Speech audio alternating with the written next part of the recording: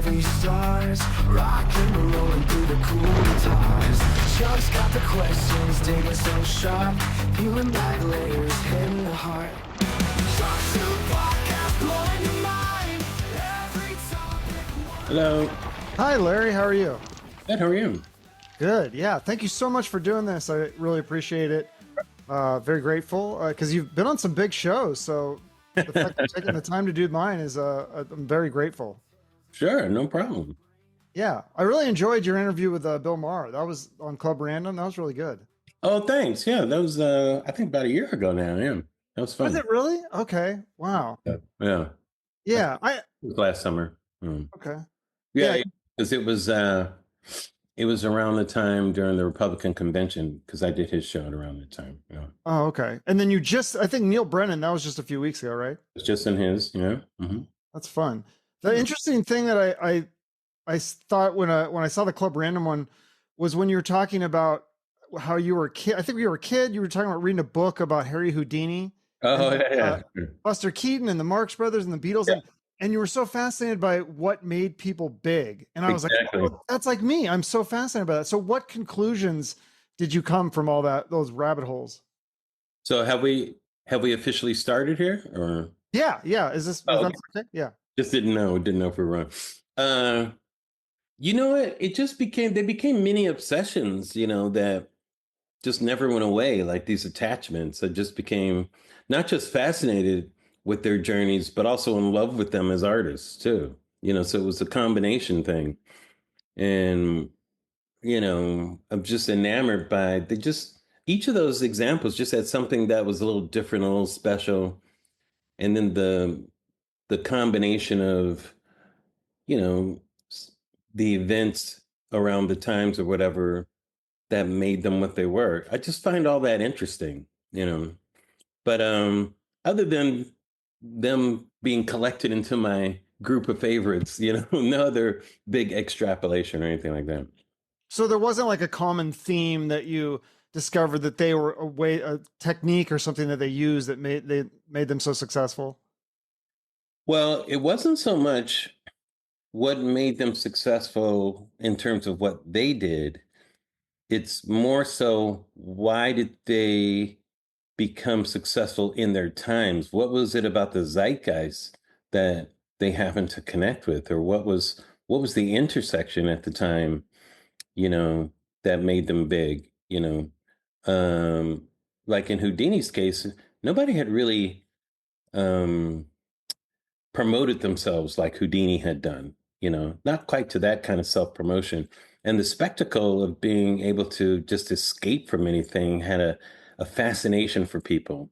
The fact that he could just show up at a jail, any jail, and challenge them to lock him up. I mean, think of the fantasy that is for people at the time, that you couldn't be locked up. Here's a superhuman being that you couldn't lock him up. I mean, it captured people's fascination and imaginations at the time. So it's more than, he wasn't just a magician. He did something else to capture the imagination of people that then resonated and pushed him to just made him even bigger. And the times were just right for it. He was a man of his time, because you had promoters before, but they weren't quite promoting the right thing, that lined up with the zeitgeist. You have a group like the Beatles. I mean, of course, we had rock groups and all that stuff and, pop groups or whatever. You had the phenomena of Elvis Presley, that had happened before the Beatles. Before that, it was kind of Frank Sinatra, these little 10-year periods where another person would pop up. So it's like, well, the Beatles are the biggest example of that, and they have yet to be passed, in my estimation. People can argue about that. Some people say Michael Jackson. I still don't think he passed the Beatles. I think he may, because I don't think his music is as important as the Beatles. I think his fame was as big, but not his music. Music was good, but it's just not the Beatles catalog. And the Beatles catalog is still enduring. So here's, like, why did that happen at that particular time? No one bet their money on them a year and a half early. No one was willing to bet their money on that group. Like, no one. It was Brian Epstein just, might have been attracted to them. Might have been some homoerotic thing going on with John at first. Who knows, but he definitely saw something special about them. And the thing that Brian Epstein saw that was special about them, he was right. And it was the thing that people connected to that you can't bank on. So, like the Beatles didn't plan on that. They didn't know that they would hit America right after the death of John F. Kennedy, that the country would be mourning. And this excitement that they brought was kind of a salve to, kind of this thing kind of hanging over in the air. And it happened at a time when the Cultural Revolution, like all those things line up, right? So it's like, who could plan that? Nobody can. The Beatles didn't plan that. It was an accident for them. But I'm fascinated by the zeitgeist itself, that the zeitgeist chose that group, the right thing at the right time and launched it. So that's why it fascinates me, kind of from a historical standpoint, you know. So it's almost about timing, is what you're saying. Yeah. It's everything aligns, like it's the confluence of things. It's planets lining up. It's like, yeah, it may happen once in a million years, but sometimes it happens. The planets line up. I mean, we throw out that expression. So I'm just kind of fascinated when that happens, and why does it happen? Who did it happen for? And the fact that it caught me up in it too, years later. Like I didn't become a fan until after Lennon's death, but I was caught up in the same way that people were before. And I'm like, well, why is that? What happened? Why am I caught up in this? So part of it's too, I think it's emotion, right? All those Houdini and Keaton and Marx Brothers, Beatles, it all it brings some sort of emotion to the surface for people. There's something, yeah. I think it's different in each case. I think the Marx Brothers certainly weren't as big as the Beatles, even though the Beatles were compared to the Marx Brothers, ironically. So there was some connection there. But the Marx Brothers hit at a time when the country was probably at its lowest in terms of how it felt about itself, the Great Depression and all that stuff. But there was a new phenomena in movies called talkies, because before that it was all silent. And so we're used to physical comedy, like if we go back to Keaton and Chaplin and that kind of stuff, almost like what cartoons kind of took over that realm from those movies a little bit. But people weren't used to the type of humor the Marx Brothers brought, that was this anarchy kind of against institutions and that type of thing. It kind of broke down form. Groucho dared to say the things, and that energy is still there. It's still in the Marx Brothers films. When they had the revival in the early 70s, it was huge with showing animal crackers on the big screen. As raw a movie as that is, the counterculture at the time related to the Marx Brothers. Whereas you could have showed the Three Stooges, who wouldn't have had that reaction, or any other group. And I'm like, why are the Marx Brothers resonating for so long? Like, what is this thing Groucho's doing that is resonant over such a long period of time, that still has resonance? You could show a revival of those early movies right now, and it would still get big laughs. People would still laugh at them. I don't understand that. It's just interesting to me. Oh yeah, no, all that stuff is so fascinating because I interview so many people and you see so much talent, and especially with musicians, you see people that are so musically talented, but for whatever reason, they never made it. Their stuff never resonated with people. They never had that hit song. And yeah. Yeah, so talent is not the thing, because you're right. So many people are talented. It's the zeitgeist. You have to line up, be lucky enough to line up with the zeitgeist and just have what the zeitgeist needs at that time. Yeah. Do you think, as part of a member of the Daily Show, the original Daily Show, do you think part of that success was the timing? Because you had Jon Stewart and then you had Bush as the president. Absolutely. And his reactions to everything Bush would say. I mean, he didn't even really have to write a joke. He'd just show a clip of Bush and then you'd show Jon Stewart's face and everyone would start cracking up. It's such a great example too, because nobody cared about the Daily Show before then, Yeah.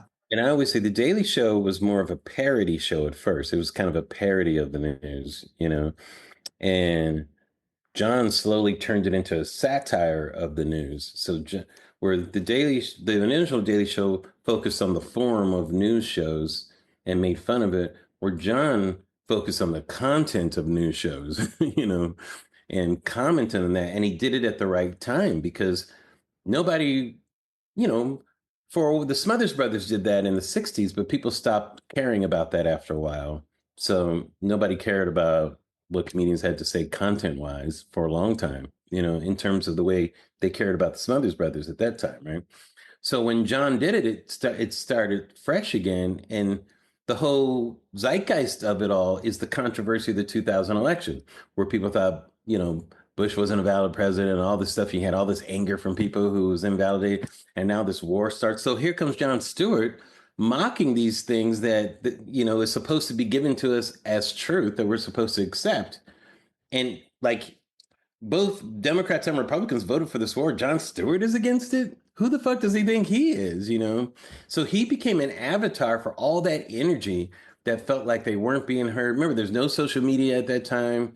There's no real way for people to be part of the conversation, really, unless legacy media was willing to give them a voice. But legacy media is like, I'm sorry. Yeah, it's interesting because I remember when I was a kid, Jon Stewart was on MTV and he had a show and it was really good and I really liked it. And then so CBS, I think, picked him up but then his show bombed on CBS for whatever reason.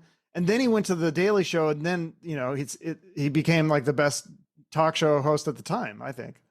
Yeah. So that's kind of interesting too. So he definitely lined up with the zeitgeist for sure, created a whole new kind of avenue for comedians to critique in their comedy, I guess, which, of course existed before, but, people cared about it differently, I guess you could say. Yeah, no, and then I feel like what happened was then there's all these copycat shows and all these people were trying to do the Daily Show. And it just, it never, a lot of those, it just never resonated with me. I was like, no, Jon Stewart is like, he's just being himself. I don't feel like he was trying to play a character. He was just reacting to stuff naturally, and that's what made it so funny. No, you're right. That is John's personality. In fact, it's even hard for John to recreate that himself on the Daily Show after leaving and coming back. Right. Yeah, because now he's back. Is it like once a week or something like that, I think? But it's still not quite what it was. Yeah. Because it can't be, because it's at that time and everything. It's like when the Beatles put out a new song now, based on that, it's just not the same as Hey Jude. It just, because it can't be. It's not the same time, The zeitgeist has moved on and chosen other people, but you still have that special place. But the time just isn't right. Yeah. What do you think are the successful people now that you find so fascinating in 2025? That's a good question. It's funny. And I've never been asked this type of question, Sometimes it's kind of hard to know. But if we just look at who are the biggest people, we can start to ask the question, does their success, go beyond our understanding of it, maybe, or go beyond mere like popularity? Is there something else going on? I guess the two biggest examples may be Taylor Swift and Beyonce from different points of view, So we may look back and go, well, what was going on with that? And they both have had pretty good runs, pretty good runs at being at the top and having those kind of audiences. So those might be two examples where we might look back or something and think about what is it about that? Why are they held up there? They're untouchables, both of them, and have been that way for a while. Yeah, it's interesting. Yeah, because when I think there's so much more poppy, but then again, maybe the Beatles, they started out that way too. So maybe Taylor Swift and Beyonce will have that Sgt. Pepper's album type of thing. Or not, because different times want different things. We may be in the time where the zeitgeist just wants us to be in a relationship with people for a while, where the Beatles were not just changed music, but they changed their music, but that's what they did at the time. So it was their evolution itself, which kind of mirrored the cultural revolution that was happening. So that's where it lined up. If they had just stayed as She Loves You, yeah, yeah, yeah, and not really changed that style, they would have been gone in a couple of years because it was changing so fast. But they ended up leading the culture by doing Sgt. Pepper or Revolver and those type of things. Sgt. Pepper was way ahead of the culture at that time. And then the culture had to catch up to the Beatles, So I don't know if you could say that about, nothing against Taylor Swift and Beyonce. I don't know if they're leading the culture in that same way, or by I don't know if their content has the same effect. I think their fame is similar. I'm not sure if the content is. I could be wrong on that, but yeah. What do you think about Kanye? Because like he seems to be going off the deep end a little bit lately. I feel like he started out with some very brilliant music, and then he's just gotten so bizarre now that I mean, I honestly like worry about him, like his mental health. I'm not worried about him because I just don't care about him that much, you know. So to a Yeah. son, worry means that I would still care about him, you know. I think, you know, he was such a narcissist, you know, that I kind of think it kind of overtook his good instincts and turned them into bad instincts, it seemed like over time. Brilliant artist, though, no doubt about that. You know, his early stuff is still good music. You can still put it on. Late registration, college dropout still sounds. It doesn't sound dated, really. You know, which is how do you do that? It's a pretty good feat. You know, but you know the stuff he's putting out now. It's a reaction to something that no one asked him to react to. You know, that's what it seemed like. Okay, okay. Well, then down with the Jews. Then, like, what exactly are you reacting to? Because I don't think we asked for this reaction. You know, no one's asking you to fight the Jews, Kanye. You know, You just made that. You made that fight up in your head. You know, so who knows? It's the opposite of the zeitgeisty thing. I think it's it in an upside down way. You know. Yeah. Well, so with your own career, do you feel like because you've done so many amazing things and you've acted, you've done comedy, you've done, the Daily Show stuff, then you do the producing and the writing. Do you feel like you're just constantly reinventing yourself? Um, I don't know if I'm reinventing, but I always try to evolve and try to keep going forward. I don't like to stay in the past on things. So, like, for instance, let's say a show doesn't go or something like that. I don't keep trying to do it. I move on so fast and just try to go to the next thing and think of something else. And I keep trying to refresh what I care about, what's interesting, what do I want to dramatize, what I want to talk about, you know.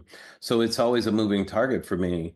Whereas some people, they'll have an idea that they're working on for 20 years, you know, and bring it to the screen. And I give those people a lot of credit. You know, it's great. You know, some ideas I've had for a long time and it takes a while for them to go, but I also move on quickly too, because I want to make sure that the thing I'm doing, I have a point of view on, I have a passion on. There's a reason why I want it up there, more so than just the flattery that it's something that I thought of. That's really not good enough. There's got to be something else, you know. Yeah. How do you continually get all this work? I mean, just so many shows that you've worked on. Is it just once you've kind of gotten that in, then you made these connections? And because some people like teeter out after one or two things and then that's the end of their career. Well, I mean, I appreciate the comment, but I think when you look at it over time, it looks like, man, there's so much stuff. But really, in the scheme of things, it really isn't a lot of things. There's just a lot of varied things, you know. So I have varied interests. And so I figured out that there's no reason to not explore the varied interests that I have, just figure out the the lane that I have to put it in at a certain time in order to do it, you know. So I started off as a pretty much a stand-up and an actor, and when I started writing for TV, it was really as a way to create material for myself because I just felt like I was different in Hollywood, just wouldn't find me. So I did it purposefully, this other lane, and then the performing I just did occasionally, and then I realized that I really liked the writing and producing, and got good at it, and so the more I did it, the more I just thought of my career as how can I do the different things that I'm interested in and what lanes can I put them in? I have to make time for this and that. So everything kind of happened as a result of wanting to do different things and not just one thing, you know. And occasionally something lines up with that, but then there may be a period of time where it doesn't, but I'm doing these other things. So when you look at it together, it looks like all of that happened at once, but it really didn't. You know, there's separation in it.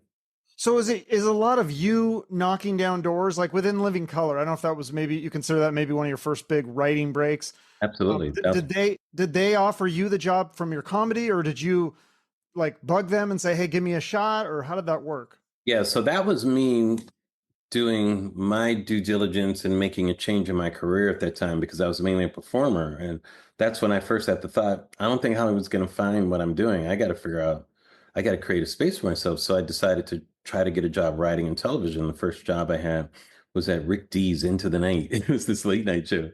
I I don't know. remember he was a DJ. Yeah. Yeah, you know Rick D's is he actually had a song called Disco Duck. Disco Duck. Yeah. Yeah, that's Rick D's and the Weekly Top 40. Yeah. That's right. That's right. He was the the bland Casey Kasem, I guess you could say.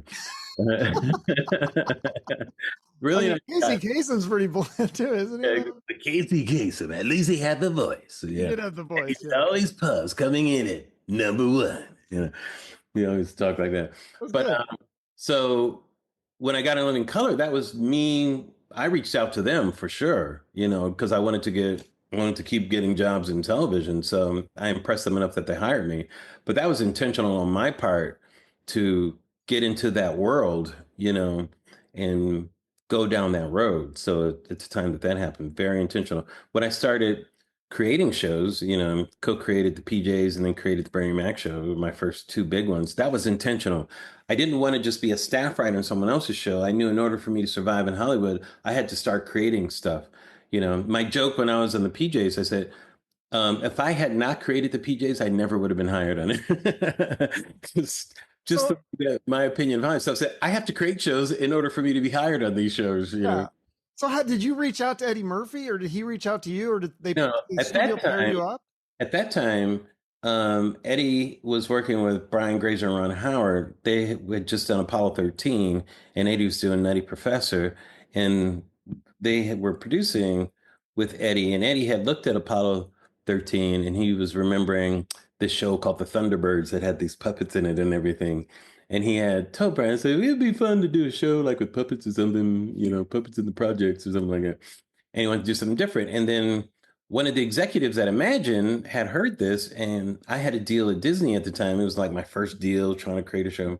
And she had called and said, hey, Larry, Eddie Murphy wants to do this animated show. Would you be interested? And first I thought she meant like a Saturday morning cartoon. I'm like, I don't want to do some animated show. Like, what are you talking about? And then the more she talked about it, I thought, oh, that sounds interesting. So then I took the meeting with Eddie and really kind of impressed him in the meeting, made him laugh and that kind of stuff.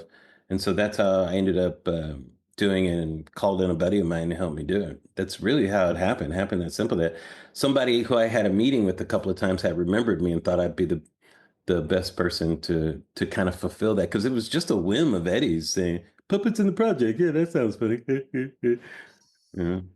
That's So how then, things happen sometimes, But it took me and Steve Tompkins, who did it, to take that and create a world for it and start developing with it. And the Will Vinton Company was attached. They did the California Raisins and that sort of yeah. thing to kind of we figured out doing a stop motion, because that's what really the type of feel Eddie wanted to do, would make it really a different thing on TV that just wasn't there. So that's kind of how that kind of formed. So yeah, once you're kind of in that world, and then you just kept kind of parlaying everything into different. Sometimes, but I've always been intentional about it. It doesn't mean things are going to happen, but I've always been intentional. So I've always um, sought that type of thing, or those type of interactions or collaborations, and trying to find something new to do and that kind of stuff. It doesn't always work out though. There could be years where that's not going on, but you keep busy doing other things, and then sometimes it can line up. I've been fired from things, I've certainly had many lows in it, but I've been fortunate, I've had a lot of highs in it too. So How do you get through those lows? Like, do you ever think of giving up or quitting, or? sure, many times it's not easy.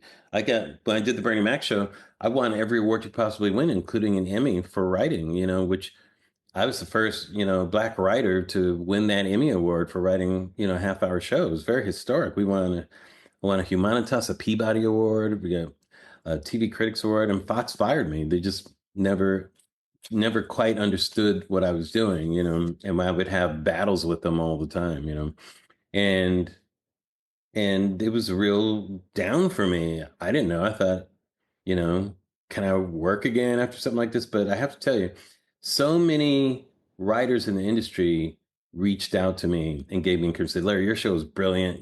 Stick in there. I'll never forget James L. Brooks, who was almost fired from the Mary Tyler Moore show when he did the pilot. And the network hated it and everything, and they almost fired them. And at the last minute, Mary Tyler Moore kind of saved their jobs. And of course, we all know what happened. It became this huge hit, but they didn't like it at first. That the pilot, they hated what they were watching, just didn't understand it. They thought it was not good. And this is all in the DVDs of it. He tells the story. And for him to reach out and tell me to hang in there, Stephen Bochco, who had created Hill Street Blues and all that, was another writer who reached out to me. So many. So it was the encouragement I got from my peers that gave me kind of lifted me up at that time. And I know I said it became a badge of honor, you know, that those people supposedly know better. And a lot of them aren't even in the business anymore, by the way. And I'm still going, Yeah. you That's know, crazy. Because then, like, was your next job The Office, or it was like a yeah, couple years later, right? Which is like, no, that's a pretty pretty good much. show. Pretty much right after I had gone to NBC, I did an overall deal there, and I ran. Whoopi Goldberg had a show in New York that I ran for a bit. She was like in a hotel, and it was a little rocky. So I was developing a pilot at the time, and after I did my pilot, the pilot didn't end up going, but the pilot didn't end up going, but at that time they were about to do The Office, and so I was at NBC, and I knew Greg Daniels already. He when he was doing King of the Hill, I was doing the PJs. We were kind of both in that animation category, and I would see him at the Emmys and that kind of stuff, and kind of got to know him. And so I kind of went in the office as really a consulting producer. I was still trying to create shows and stuff. See, in those days, like a lot of the shows I came up with didn't quite go, but I was doing The Office, so that's what I mean. So you're doing these things that are not going, but then this other thing you're on, and you're a part of. So I was there for the first 3 seasons of The Office. And in the beginning, nobody thought I was going to do anything, so it was real interesting to be on that train. It was, yeah, that was fun. That's crazy. You still get paid for the stuff that doesn't make it, though, right? Like if you make a Oh, pilot. while you're doing it, sure. Yeah, yeah. But you're also like, it's frustrating, because of course you believe it and everything, but sometimes it'll lead to other things. Um, One of the pilots that I wrote was one of my favorites at the time. It didn't end up going, but different execs read it over the years, and it opened up some doors for me. It was called Fat Man Skinny Wife was the title of it. And it was, That's a great title. yeah, I love the title. And it was my take on the sitcom trope, where it was always a fat man, skinny wife, but it was a black sitcom. And it was really about kind of the Bernie Mac show. And I was the showrunner and all that. And then it was all my jokes about network execs. Everything in there was in it, and working with this big star. It was really funny. And the network really did like it a lot too, but at the time, here's what I was up against. The other show that was being developed at NBC at that time was a little thing called 30 Rock. And then the other, and a drama they were producing was Live on the Sunset Strip, the thing that, what's his name did from West Wing, that was kind of his behind the scenes look at Saturday Night Live. So here I had another behind the scenes look at a show. So mine was, of course, the one that didn't go. So I ended up going over to Fox. They didn't do it, but they liked it a lot. But that was a disappointment. But for years, I was able to use that as a sample that people read, go, oh, this is hilarious, And so sometimes the thing that doesn't go can be used as something, of an example of something. Oh, that's really cool. Well, yeah, I know you got to get out of here in a couple minutes, but yeah, well, you have to come back because you have so much. I was gonna bring up your book. It was so good. Oh, thanks. Yeah, that was fun. I was laughing so hard. Like, some of it, I'm kind of like, wait, is he kidding or is he serious? But I was laughing. It was fun. Like the black people and UFOs. I thought that was hilarious, and yeah, it was great stuff in It's that. funny about the book, which came now, it seems so long ago.